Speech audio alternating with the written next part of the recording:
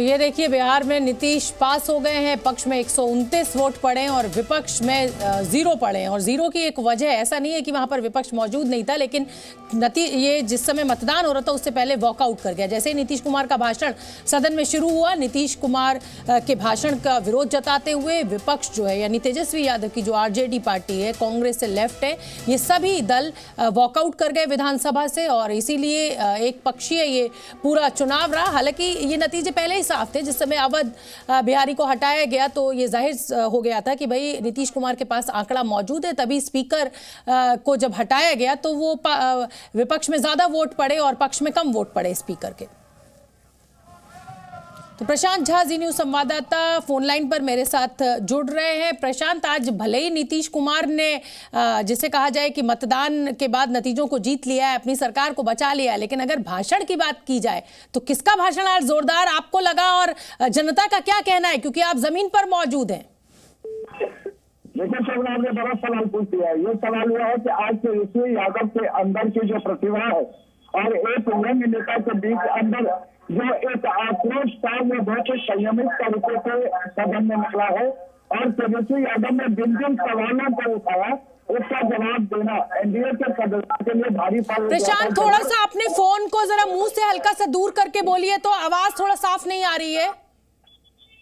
देखिए शोभना, मैं ये कह रहा था कि आज तेजस्वी यादव ने जिस तरह से भाषण दिया उससे साफ जाहिर होता है कि इस भाषण का जवाब देना एनडीए के नेताओं के लिए भारी पड़ गया था। क्योंकि तेजस्वी ने जिन सवालों को उठाया, जिस तरह से उन्होंने रोजगार के सवाल को उठाया और जिस तरह से उन्होंने नीतीश कुमार को घेरा और कहा कि एक साल अभी तक 9वीं बार उन्होंने शपथ लिया है और एक साल में तीसरी बार शपथ ग्रहण, तो ये ऐसी बातें हैं जो बिहार की जनता को बिल्कुल तेजस्वी की छवि जो है एक बड़े यंग लीडर के रूप में उनके सामने गई है। लेकिन एक सच्चाई है कि तेजस्वी यादव लगातार कोशिश करते रहे कि किसी तरह एनडीए की सरकार को गिरा दिया जाए, लेकिन शोभना, जो आंकड़ों का खेल था उसमें तेजस्वी और एनडीए के सामने तेजस्वी यादव बिल्कुल नीतीश कुमार के सामने। प्रशांत, एक और बड़ा सवाल है कि आप लालू यादव राबड़ी देवी का नाम लेकर हमलावर हो सकते हैं, उनके राज में जो भी हुआ आप उसके लिए कोस सकते हैं, बोल सकते हैं, लेकिन तेजस्वी का साथ तो आप ही ने लिया था।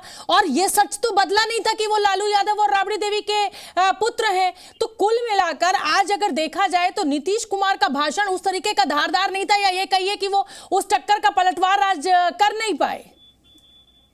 बिल्कुल सही बात है, क्योंकि तेजस्वी का जवाब आज न नीतीश कुमार दे पाए, न ही विजय चौधरी दे पाए, न ही विजय सिन्हा दे पाए, न ही सम्राट चौधरी दे पाए। इसके पीछे की वजह ये थी कि जब नीतीश कुमार ने 2013 में एनडीए से अपना समर्थन वापस लिया था और उसके बाद जब आरजेडी ने उनको सरकार चलाने के लिए सत्ता से बाहर रहकर अपने सहमति दी थी, और उसके बाद जब 2015 में नीतीश कुमार ही उनके पास गए थे और प्रशांत किशोर को अगवा बना करके महागठबंधन का निर्माण कराया था, जिसमें कांग्रेस के साथ साथ नीतीश कुमार और लालू यादव भी शामिल थे। अच्छा प्रशांत, देखिए मेरे पास समय कम है, मुझे एक बार ये और बता दीजिए कि भाई कैकई कौन है? ये एक आज बड़ा हमला बोला है तेजस्वी यादव ने कि पहचानिए कि कैकई कौन है। तो प्रशांत, क्या लग रहा है, कौन है ये कैकई जो नीतीश कुमार को बार बार पाला बदलवा रहा है? शोभना, ये भी सवाल बहुत ही बड़ा सवाल है ये, और इस सवाल का जवाब आप इशारों में ले लीजिए कि उनका इशारा भगवा की तरफ था और वो लगातार इस पर चोट कर रहा था तेजस्वी यादव आज।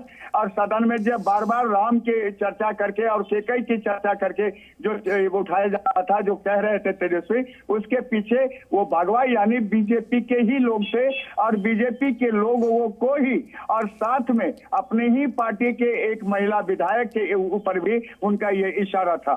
शोभना, ठीक है प्रशांत, आपका बहुत बहुत धन्यवाद।